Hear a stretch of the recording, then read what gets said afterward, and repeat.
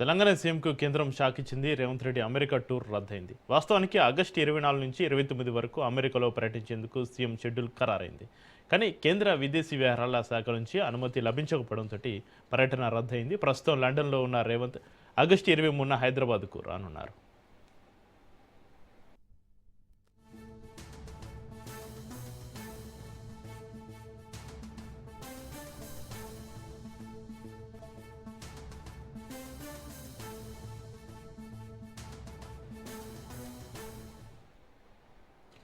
వాస్తవానికి ముఖ్యమంత్రులతో సహా అందరూ విదేశాలకు వెళ్లే ముందు కేంద్రం నుంచి అధికారిక అనుమతి తీసుకోవాలి. గతంలోనూ అనేక రాష్ట్రాల్లో సీఎంల పర్యటనలకు కేంద్రం పర్మిషన్ ఇవ్వలేదు. 2024లో Punjab CM Bhagwant Mann Britain, Israel, Paris టూర్లకు కేంద్రం అనుమతులు నిరాకరించింది. ఇక 2018లో అప్పటి కేరళ సీఎం విజయన్ వరదల సహాయ నిధుల సేకరణ కోసం వెళ్లాల్సిన పర్యటనను కేంద్రం తిరస్కరించింది.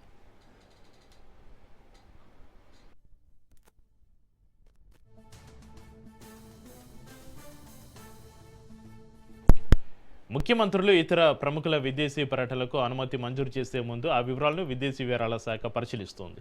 వారు చేసే పర్యటన నిర్వహిస్తున్న పదవి ఉద్దేశానికి తగినట్లుగా ఉండాలి. తెలంగాణ సీఎం రేవంత్ రెడ్డి యూకే పర్యటనకు అనుమతి లభించింది. యుఎస్ఏ టూర్ విషయంలో మాత్రం ఆ నిబంధనలు పాటించలేదు. అందుకే అనుమతి నిరాకరించామని ఎంఈఏ ప్రతినిధి రణ్ధీర్ జైస్వాల్ ప్రకటించారు.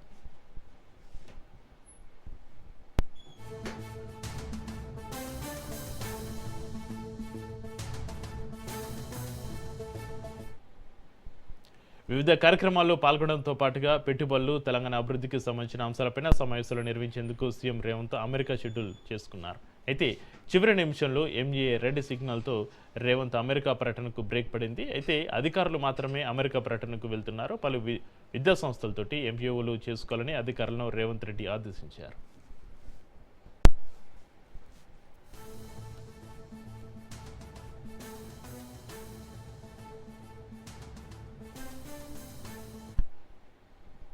Harvard, MIT, north eastern university, Virginia tech తోటి భాగస్వామ్యులపైన చర్చలు జరపనున్నాయి. ఇక ప్రపంచ స్థాయి విద్యా సంస్థలు తెలంగాణకు తీసుకురావడమే లక్ష్యమన్నారు సీఎం రేవంత్. పిల్లలను విదేశాలకు పంపడం కాదు, ప్రపంచ అత్యుత్తమ విద్యను తెలంగాణకు తీసుకొస్తామన్నారు. తెలంగాణ రైజింగ్ను ఎవరూ ఆపలేరని అనుమల చెప్పుకొచ్చారు.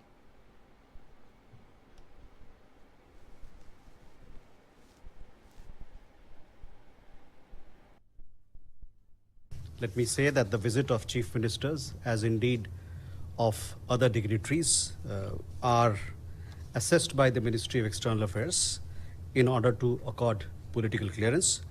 The program proposed in such cases should be appropriate to the office held and the purpose of the visit. In this particular case, that was not so in respect of the United States, and therefore the clearance was denied. Not given. Incidentally, let me also tell you that clearance was given for his visit to the United Kingdom. Let me say that the visit of